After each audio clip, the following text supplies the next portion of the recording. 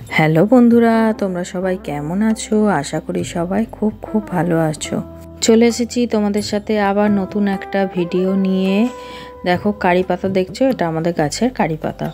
তো এখানে কারি পাতা, লঙ্কা, টমেটো নিয়েছি, আলু নিয়েছি। তো আমি আজকে কি রান্না করব, তোমাদের সাথে কি শেয়ার করব, সেটা তোমরা দেখতে থাকো পুরো ভিডিওটা স্কিপ না করে। আশা করি তোমাদের খুব ভালো লাগবে। দেখো এখানে টমেটোকেও আমি টুকরো টুকরো করে নিলাম, টমেটোটা আর সাথে আলুও টুকরো টুকরো করে কেটে ধুয়ে পরিষ্কার করে নিয়েছি। আজকে আমি কারি পাতা দিয়ে আলুর তরকারি করব। রুটি, পরোটা, লুচি সব কিছুর সাথে দারুণ লাগে, এমনকি সকালে টিফিনে মুড়ির সাথেও তরকারি দারুণ লাগে। দেখো এখানে আমি কড়াইটা বসিয়ে নিয়েছি গ্যাসে, কড়াইটা গরম হয়ে এসেছে। গরম হয়ে আসার পর এখানে আমি পরিমাণ মতো সর্ষের তেল দিয়ে নিলাম।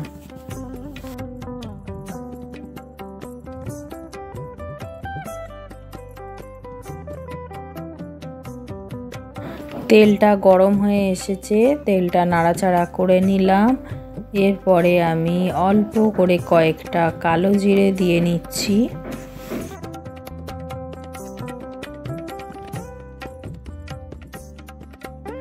দেখো কালো জিরেটা দেওয়ার পরে এখানে আমি কারি পাতাগুলোকে দিয়ে নিলাম। কারি পাতাগুলো দিয়ে দেখো ভাজা ভাজা হয়ে এসেছে, কারি পাতাটা হালকা করে নাড়াচাড়া করে নিলাম। এরপরে আমি কেটে রাখা আলুর টুকরোগুলো তুলে দেব।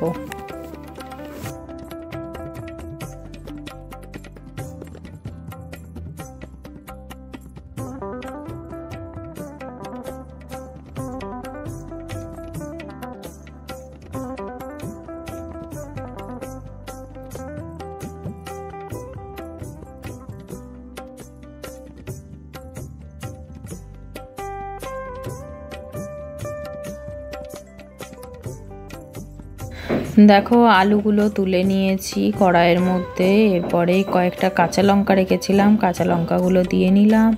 দিয়ে সুন্দর করে নাড়াচাড়া করে আলুগুলোকে ভাজা ভাজা করে নেব।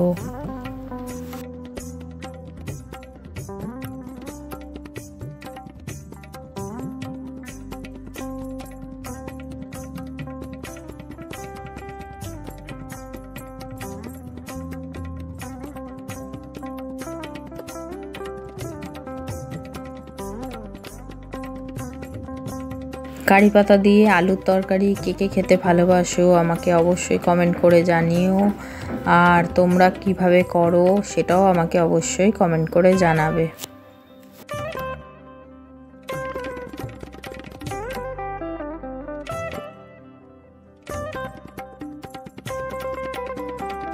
এখানে অল্প করে হলুদ দিলাম, দিয়ে নাড়াচাড়া করে নিচ্ছি। নাড়াচাড়া করে আলুটা একটুখানি ভাজা ভাজা হতে থাক আরও কিছুক্ষণ পরে ফিরে আসছি তোমাদের সাথে।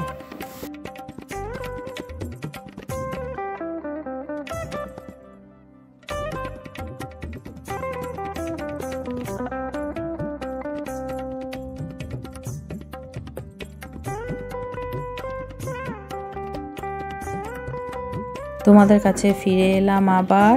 দেখো এখানে আলুটা ভাজা ভাজা হয়ে এসেছে। আমি টমেটোগুলো দিয়ে নিলাম, টমেটোটা দিয়ে সুন্দর করে আবার একটু নাড়াচাড়া করে নেব।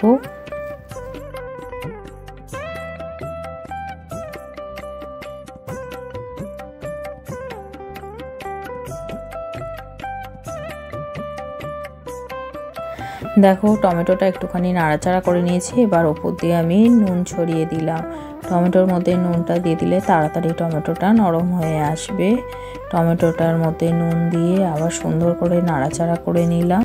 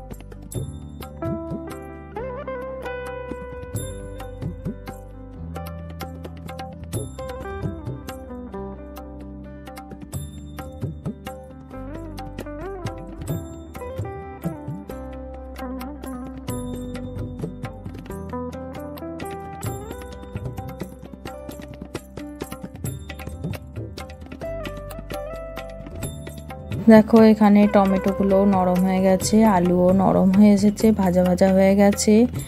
পাশে আমি জল ফুটিয়ে রেখেছিলাম, জলটা দিয়ে নিলাম পরিমাণ মতো।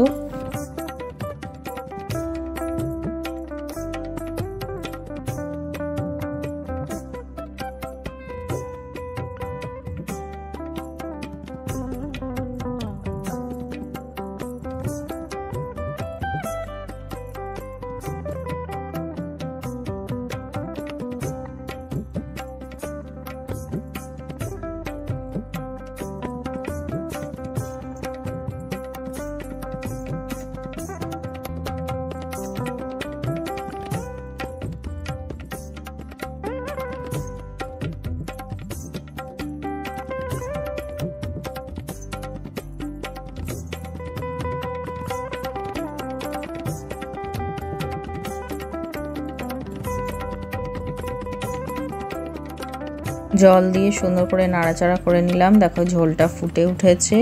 এবার আমি অল্প করে চিনি দিয়ে নিলাম, চিনিটা দিয়ে সুন্দর করে আবার নাড়াচাড়া করে নেব।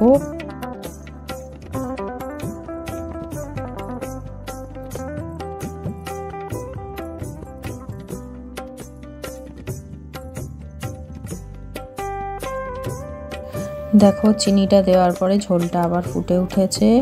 এবার আমি এটা নামিয়ে নেব। আমার রান্নাটা এখানেই কমপ্লিট হয়ে গেল, আলুর তরকারিটা। আশা করি তোমাদের খুব ভালো লাগবে। ভালো লাগলে লাইক কমেন্ট শেয়ার করো এবং সবসময়ের জন্য মানালি ক্রিয়েশন চ্যানেলের পাশে থেকো। আজকের মতো টাটা। নেক্সট অন্য কোনো ভিডিওতে আবার তোমাদের সাথে দেখা হবে। সবাই ভালো থেকো, সুস্থ থেকো।